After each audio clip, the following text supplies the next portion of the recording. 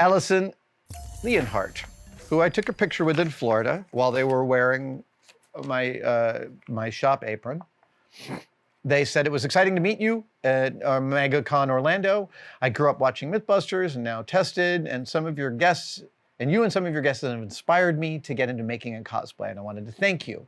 We didn't get a whole lot of time to talk in the photo booth. Yeah, man, the photo booth is not the time to have a conversation. That's the autograph table.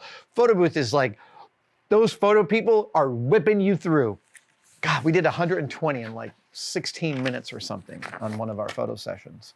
They didn't get a lot of time to say that in the photo booth, so I had to settle for wearing my shop apron and hoping that conveyed the idea enough. It did. With that said, do you have any memorable stories from conventions or fan events that people might not know or realize? Oh man, so many. So many. One of my favorite things to see at the cons, and I say this all the time, is the families that cosplay together. There were a lot of those in Orlando. A lot of families cosplaying together. And there's always one kid doing something different. Like everyone's chosen one thing and one kid's like, I'm the different one, which I just love. Sometimes the parents are super dressed up and the kids are all rolling their eyes. I also love that. Australia last year, I was having dinner with Mark Ratz, who is an amazing illustrator, painter, poster maker of many of your favorite movie posters. R-A-A-T-S is his last name. Mark is a really amazing human being. And right. So he was telling me about a young person who he had met years before. And that person came to my table and said, I've known Mark for years, and this is the stuff that I've drawn. And he showed it to me, and it was so insanely beautiful. And Mark and I had dinner again a few days later, and I was like, man, that kid you mentioned came by the table, and the stuff is incredible. And it turned out that both he and I have the same favorite experience, which is every now and then, a few times per con, someone comes to your table and they're a young person and they say like, oh, I did all of this in 2 weeks. And their parent is like, yeah, they totally did. And you look at this and you realize they're executing at an incredibly high level. And both Mark and I have had the experience many times in our lives of being able to say to that person and their parent, hey, by the way, this skill you have is real. And if you go out in the world and interview, you should bring some of these pieces, because if I was a supervisor, I would know much of what I needed to know just by looking at this piece right here. Getting to say that to a person at the beginning of their arc, first of all, just getting to meet someone who is brilliant at the beginning of their being brilliant is thrilling. I've had the lucky chance to both meet people in that space and also hire and work with people in that space. That is super, super deeply gratifying. One of the other stories that happens a lot is people tell me about the difficult conditions they grew up under, where they weren't encouraged to do the things that they were doing or to let their freak flag fly, as it were. And, you know, I view my job in those moments, and I've said this over and over and over again over the years, is to bear witness, is to be present for that story. Right, and that leads to this other question that I wanted to answer. Where is it?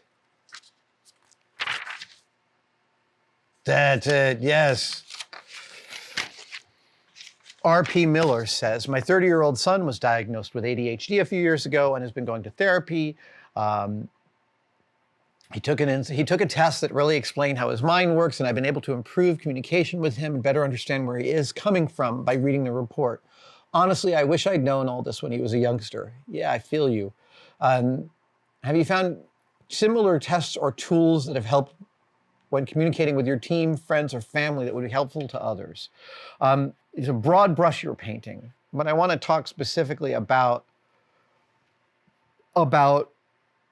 you're really asking about communicating with your kid and improving, and even better, improving your communications with them.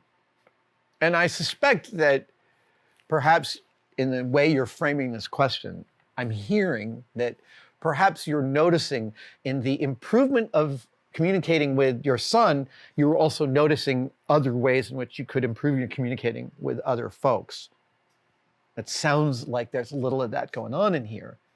And so I have one of my twins has ADHD, and so do I. I didn't know it growing. I mean, I sort of knew it growing up.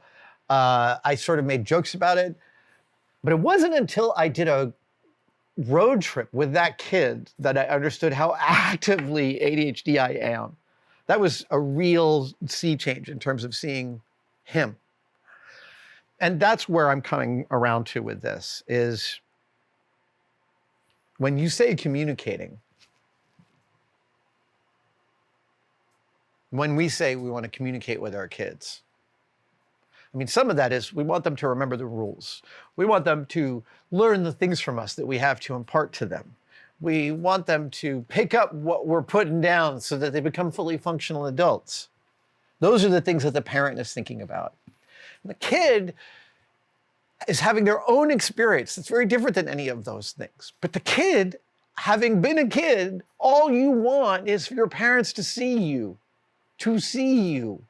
Not to see you last week, not to see you 3 years ago, but to see you now. I think that is one of the great gulfs that there is between parents and kids when that can't happen. So to me,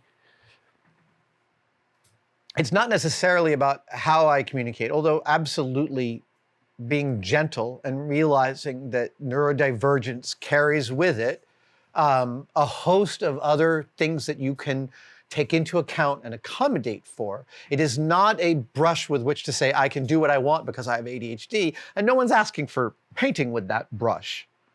But the task as a fellow parent of older sons, I want to say that to me, as I sit with my son, and we had a lovely dinner last night, the goal to me always is just to see him, to see them, to see the people that I love as they are, not how I think they are.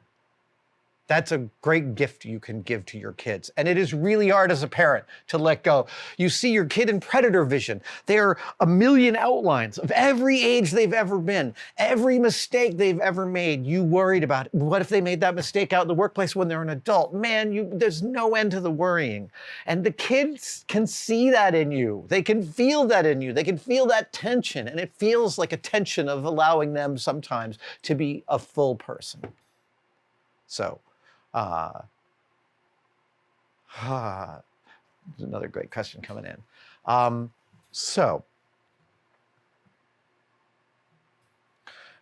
I want to tell you, actually, my communication with one son was informed by a conversation with the other one who said, hey, I don't think you talked to my brother in a way that is useful.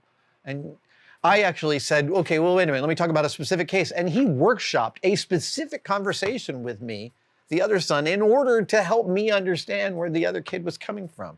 That was an incredible gift. The boys are really, they're great human beings. It is really exciting to watch them grow up.